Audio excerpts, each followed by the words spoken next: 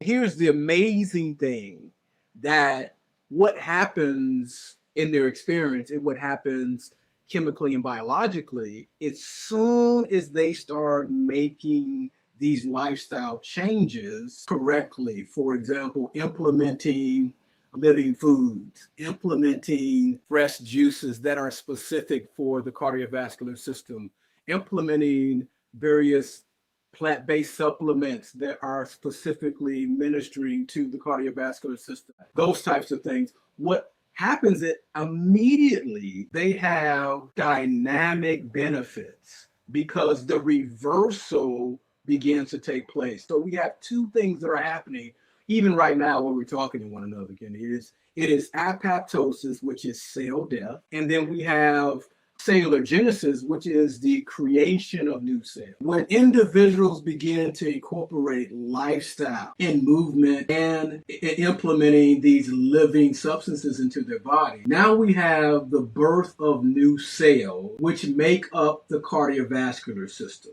specifically, since that's what we're talking about.